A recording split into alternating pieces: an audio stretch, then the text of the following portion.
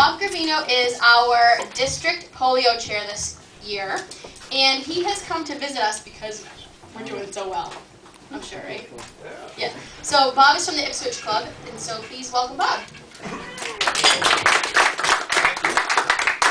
The reason I'm here today is because I am the chair of the Polio Plunge committee, and one of the things that I've been noticing, I mentioned to somebody that I like to steal shamelessly. So the reason I came here today was to figure out what this club is doing, that you seem to be so very successful in a lot of areas.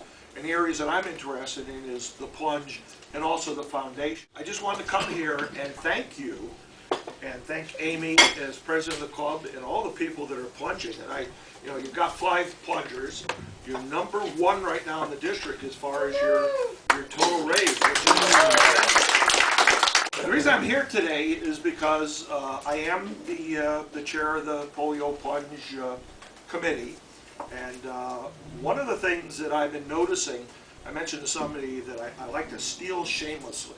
So the reason I came here today was to figure out what this club is doing, that you seem to be so very successful in a lot of areas. And the areas that I'm interested in is the plunge and also the foundation.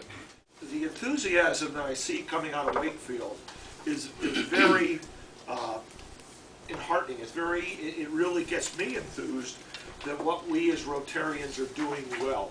We have a lot of clubs in this district who are very much like Wakefield, but I've got to figure out what it is that you're doing, because you just seem to be a little bit kind of ahead of everybody in a couple different areas. I also am very impressed with what I see around here. I like to say I steal shamelessly.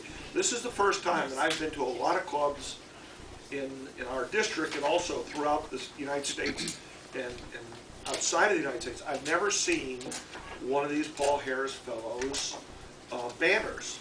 I think that's a great way to acknowledge those people who have achieved that level. I've been using Wakefield also shamelessly. I have been going out on the web and to other clubs and basically telling them, look at Wakefield, small, relatively small club, medium-sized club. Why aren't you? And I actually have got 4 other clubs that are actually competing to knock Wakefield out of first place. So that's good. A lot of competition. It's all friendly competition. What we're doing this for is to continue to eradicate, to rid polio from the face of the earth. For those of us who grew up in the early 50s going to school, polio was a very severe threat in this country. We actually have a couple people in our district who are polio survivors. We also have some people in the district whose parents or brothers or sisters died of polio during this period of time. We don't think much about polio anymore in this country because we really have it's been eradicated from our culture, our country. The thing is that until polio is eradicated worldwide and the disease no longer exists, we're all still, or our children particularly, the new generations coming along, are threatened by it. There are a lot of people in this country, there are no laws that say that you have to get vaccinated. There are a lot of people in this country today, due to concerns about vaccinations, that are not getting their children vaccinated. I think Massachusetts may require that you be vaccinated before you go to school. That's not true throughout the country. So there are areas of this country where there are people who are not vaccinated, and there's nothing from keeping polio from coming back into this country. A primary focus of us as a service organization, and as you know, I think you folks are actually doing, we're this close, we are this close. We're down to Pakistan, Afghanistan, and Nigeria. And Pakistan is working very hard on it. Afghanistan is starting to come up to speed, and I know the programs in Nigeria are going fairly well. So hopefully someday we won't have fundraisers for polio, but in the meantime, I really wanted to come here today to thank Wakefield for what you're doing. You've got 5 plungers.